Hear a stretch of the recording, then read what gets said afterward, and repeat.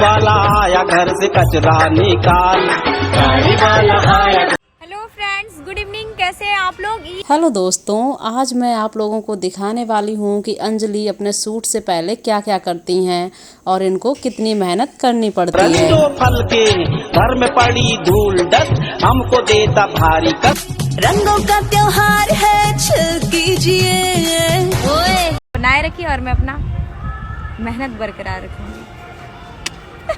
Chill कर ओ लाल पीला नीला रंग। तो दोस्तों, आप लोग इसी तरह से अपना प्यार और सपोर्ट बनाए रखिए। बाकी अंजलि अपने अच्छे अच्छे वीडियोज आप लोगों के लिए लाती रहेंगी। कीजिए, रंगों का त्योहार है, चिल कीजिए। दोस्तों, कैसी लगी आप लोगों को आज की ये वीडियो? और मैं आपको बता दूं कि इसी के बाद में आप लोगों को मिलने वाली है अंजलि की एक धमाकेदार और बहुत ही प्यारी डांसिंग वीडियो। तो आप लोग वेट कीजिए नेक्स्ट वीडियो का। आज झूमे हैं